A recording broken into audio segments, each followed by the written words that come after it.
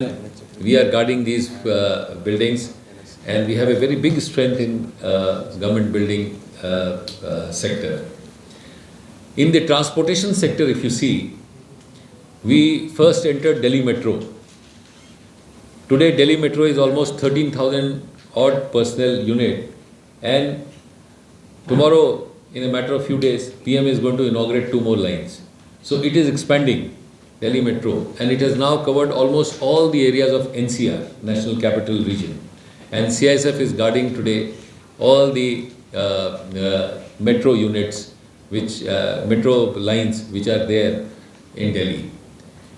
Apart from that, the rapid rail which started recently from Meerut to Delhi, CISF was called in to guard that rapid rail system as well. So in the transportation sector, CISF has entered in a big way. So that is another domain which we are taking care of. One very important decision of the government, which I would like to inform you, and which is a remarkable achievement for CISF, is that we were already there in the port security. We were guarding 12 major ports in the country. But this year, the government has issued a notification and they have declared CISF as RSO. RSO implies that we are the recognized security organization for port security. Now this mandate gives CISF an assignment to conduct the security assessment as well as planning of all the ports which will come up in India. So our team, our consultancy team, CISF consultancy team, where we will have specialized port related officers who have experience in port security, they will be conducting the audit and the assessment of security audit and the assessment of all the ports.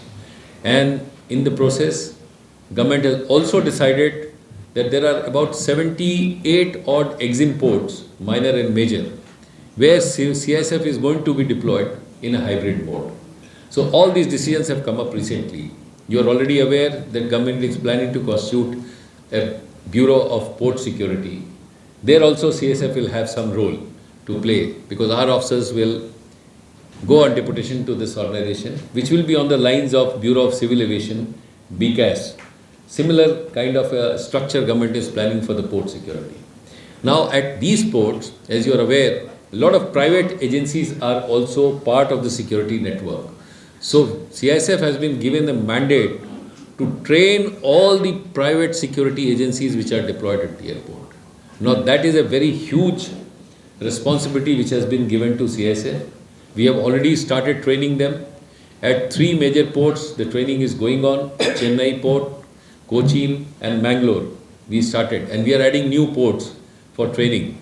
So in times to come, we will be training all the private security agencies which are deployed at the airport. So that is going to be another milestone for CISF. So the capacity building part will lie with CISF. Similarly, there is a specialized port security institute which is going to be set up at Okha.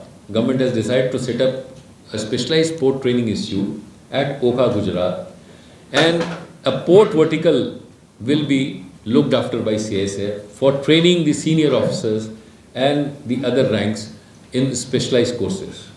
So those courses are also going to be organized by CISF for training purpose in the area of port security. So that is another big responsibility which the government has given to us.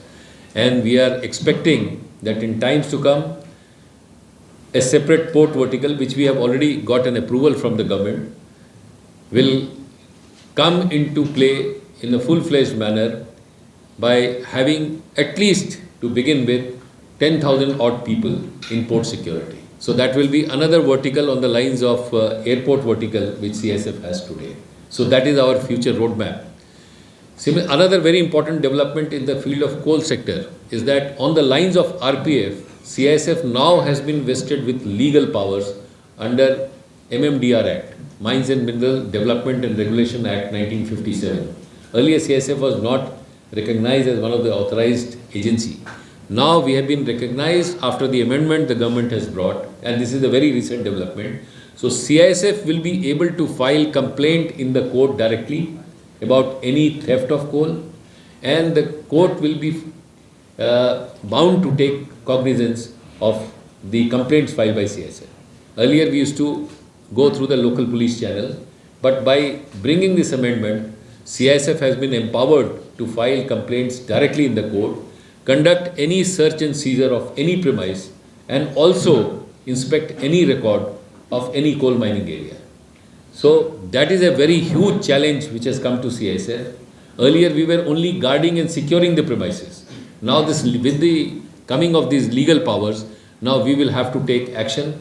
And as you know, under CISF Act, we already have powers to arrest people, and we can produce them now directly in the court.